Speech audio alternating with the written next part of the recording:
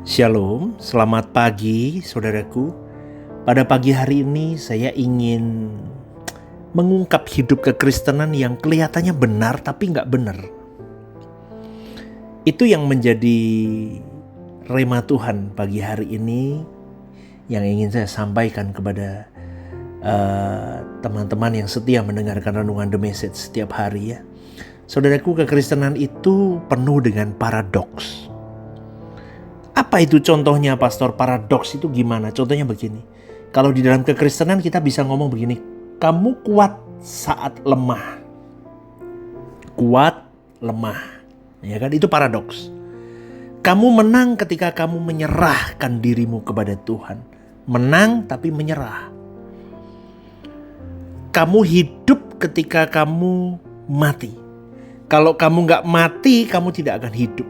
Nah, itu paradoks, saudaraku. Kamu dimuliakan saat kamu merendahkan diri. Itu paradoks, saudaraku. Di dalam kekristenan banyak seperti itu. Paradoks ini indah, saudaraku. Tetapi kalau tidak dipahami, bisa berubah menjadi kemunafikan. Paradoks yang sehat itu adalah hidup yang tampak bertentangan tetapi berakar kepada kebenaran. Jelas ya, paradoks yang sehat itu adalah hidup yang kelihatannya bertentangan, lawan arah, tetapi berakar kepada kebenaran. Tetapi paradoks yang rusak itu tampaknya rohani, tapi hatinya tidak berubah atau penuh dengan kemunafikan.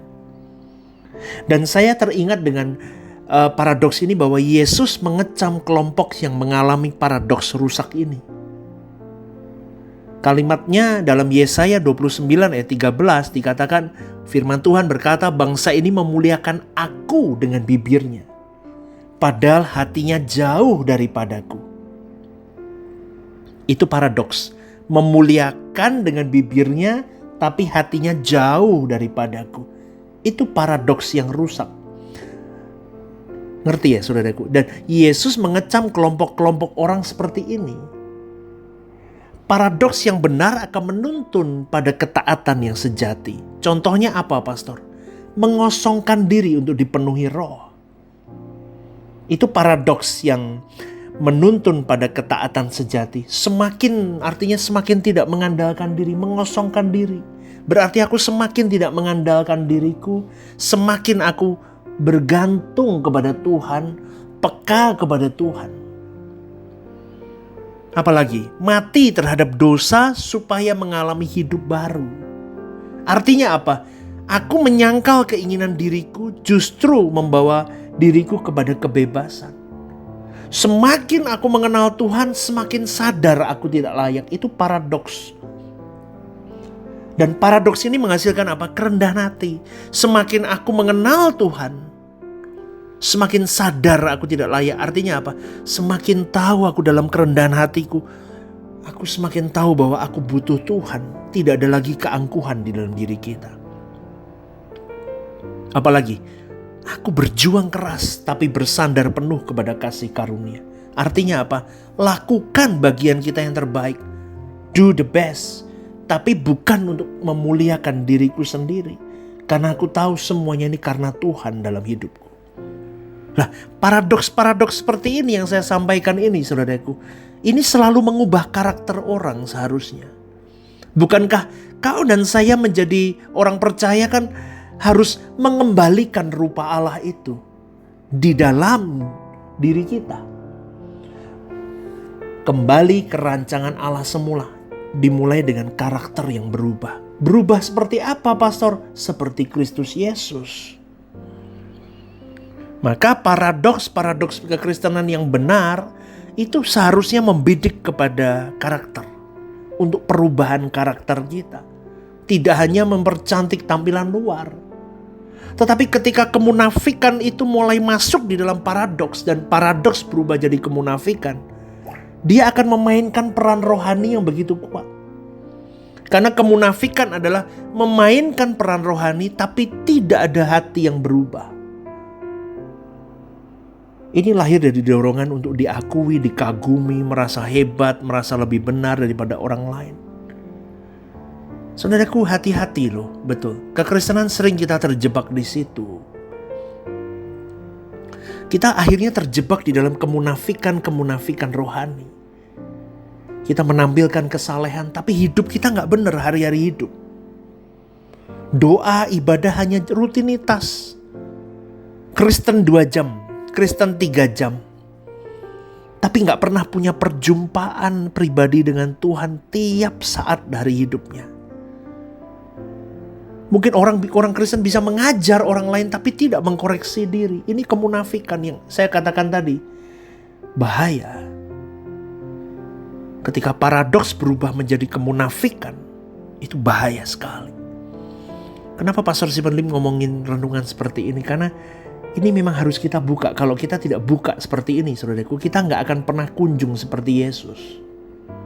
Karena kita berkecimpung di area-area ini. Contoh seperti saya, mengajar orang lain jadi pendeta, ngajar di depan, pakai papan tulis khotbah, pakai papan tulis, jelasin begini-begini, pinter. Tapi kalau saya tidak mengkoreksi diri, bohong sama saja. Itu penuh kemunafikan, saudaraku. Itu seperti saya memegang senter untuk orang lain, tetapi saya berjalan dalam gelap. Atau mungkin saya sibuk dengan aktivitas rohani yang meningkat, tapi ketaatan saya kepada Tuhan menurun. Di gereja aktif, tapi hatinya semakin beku dan dingin sama Tuhan. Gak ada keinginan untuk dekat sama Tuhan. Loh, ini banyak loh yang begitu, saudaraku. Betul. Atau kelihatannya benar nih di mata manusia. Ini benar nih, pengkhotbah benar nih. Stephen Lim benar nih, mungkin begitu ya. Gitu kan. Tapi kita gak jujur, pribadi kita gak jujur di hadapan Allah. Dan itu yang paling bahaya. Betul loh, itu penuh kemunafikan, saudaraku. Dan kekristenan banyak berkecimpung di situ. Makanya saya ngomong, sempurna seperti Bapa, serupa dengan Tuhan Yesus. Kalau kita gak bongkar satu-satu, gak bisa. 2 hari yang lalu saya selalu katakan apa? Renungan judulnya apa? Makin tahu makin jauh, makin tahu makin tidak taat. Nah, kan buat apa? Itu kan Kristen hari ini. Maka saudaraku yang dikasih oleh Tuhan, Yesus itu kalau dalam firman Tuhan dikatakan Yesus itu paling lembut kepada orang berdosa, tetapi dia paling keras kepada orang munafik. Kenapa? Karena kemunafikan membuat seseorang tidak merasa perlu bertobat. Maka di dalam firman Tuhan Matius 23 berkata, celakalah kamu hai ahli-ahli Taurat dan orang-orang Farisi, hai kamu orang-orang munafik. Itu firman Tuhan yang ngomong. Dan Yesus menyebut mereka seperti kuburan yang dilabur putih, indah di luar, busuk di dalam. Yesus juga mengatakan bahwa membersihkan luar cawan tetapi dalamnya kotor. Yesus juga berkata seperti mereka, mengatakan mereka seperti menutup pintu surga untuk diri sendiri dan orang lain. Ini bukan sekedar perilaku salah loh saudaraku, tetapi kondisi hati yang mengeras. Kristen itu banyak yang di titik ini hatinya mengeras. Bahkan kita tahu hatiku mengeras, tapi kita tidak mau tahu dengan bagaimana supaya hatiku tidak mengeras. Ingat ya saudaraku, kemunafikan itu muncul kenapa? Karena ketakutan akan penolakan orang lain. Maka banyak orang tampil baik supaya diterima orang lain. Atau mungkin kontrol dirinya yang tidak sehat. Dia berjuang terus untuk sempurna, bukan untuk berubah. Lah itu loh yang jadi salah. Jangan kejar sempurnanya, tapi kamu kejar perubahan-perubahan dari perubahan kecil sampai perubahan besar. Tapi goalnya kamu mau sempurna seperti Bapa, serupa Tuhan Yesus. Dan seringkali kemunafikan itu muncul karena merasa lebih dari orang lain. Lebih rohani, lebih hebat, lebih pintar. Dan dia identitas dirinya rapuh biasanya. Dia sendiri tidak yakin dikasihi Tuhan. Sehingga dia butuh pengakuan dari manusia lain. Tapi kalau orang sudah jelas identitasnya, aku anak Allah, Tuhan bersamaku, Bapa mengasihiku, aku secure dengan diriku sendiri. Gak perlu cari cari pengakuan dari manusia lain. Maka tidak ada kemunafikan. Dan orang-orang begitu biasanya apa adanya. Apa adanya, bukan ada apanya, beda. Maka saya mau berkata saudaraku, di dalam sudut pandang suara kebenaran, model-model begini disebut dengan kekristenan yang palsu. Melayani Tuhan demi kenyamanan diri, demi kepentingan diri. Melayani Tuhan seharusnya untuk transformasi hidupmu dan hidupku menjadi seperti Kristus, bukan untuk kenyamanan diri. Maka untuk keluar dari kemunafikan ini, kita harus kembali kepada inti dari Injil, suara kebenaran ini. Maka biarkan Tuhan menyinari bagian terdalam dalam diri kita, saudaraku. Sampai kita berjuang juga. Kita minta tuntunan Roh Kudus supaya bukan hanya perilaku kita yang berubah, tapi motif kita melayani Tuhan itu dibersihkan oleh Tuhan. Amin gak saudaraku? Biar murni, utuh, hanya untuk kesenangan Bapa. Biar Elohim Yahweh Bapa kita itu bangga gitu loh. Saya ngomong ini tiap pagi loh saudaraku. Motif kita bersih. Bersih. Itu pun saya masih berjuang kok saudaraku. Betul. Kadang contoh. Kalau pelayanan hari Minggu gitu ya. Ibadah raya. Kalau jumlahnya yang datang tidak begitu banyak. Kadang saya sedih. Kok sedikit ya yang datang ya. Gak banyak, gak sesuai ekspektasi saya. Itu pun Tuhan tegur saya melalui Roh Kudusnya. Motifmu apa nak? Kenapa kamu sedih dengan apa yang sudah kamu lakukan? Kamu hanya melayaniku, bukan gara-gara numbers, bukan gara-gara ini dan itu.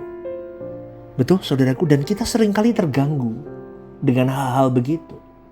Maka motif kita dibersihin. Makanya izinkan Tuhan menyinari bagian terdalam diri kita. Dan di situ kita mengutamakan karakter kita, bukan tampilan rohani kita. Kita utamakan karakter kita di shaping benar-benar. Ya, saudaraku, berani jujur sama Tuhan. Di hadapan Tuhan ngomong aja kelemahan kita di mana. Minta Roh Kudus kuatkan, sinari bagian mana yang lemah, yang gelap. Biar Tuhan bersama dengan kita. Dan kita latih integritas diri kita. Yesus standar hidupku. Karena kalau nggak ada kalau nggak sesuai dengan maunya Bapa Yesus kok. Kalau aku tidak menjadikan Yesus sebagai standar hidupku, nggak bisa.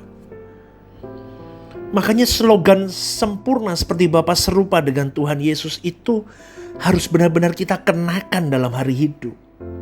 Kita menatap Kristus, semakin menatap Kristus, semakin kita sadar betapa kita membutuhkan tuntunan Roh Kudus untuk aku bisa menyelesaikan perjuanganku ini. Amin, saudaraku. Maka kekristenan akan selalu memiliki paradoks, ingat baik-baik. Tetapi paradoks yang benar akan membentuk, bukan memalsukan. Kita koreksi diri kita sendiri. Bagaimana dengan hidup kita? Ketika kita memilih hidup di dalam paradoks yang sehat.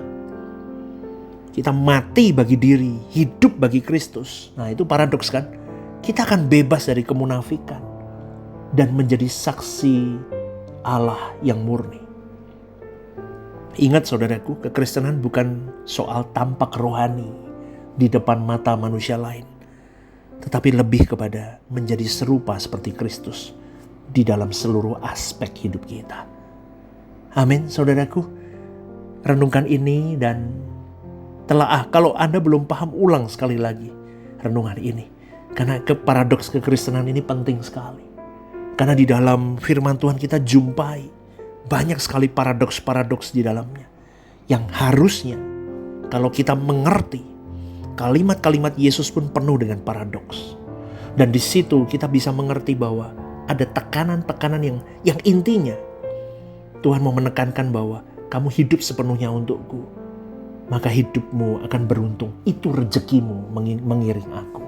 Amin ya saudaraku ya. Kiranya Tuhan memberkati hidupmu hari ini. Apapun yang kau lakukan, pekerjaan, studi, keluargamu, kesehatanmu diberkati Tuhan. Salam semangat, selamat berjuang bersama dengan saya. Dan senangkan Tuhan, stay holy. God bless you.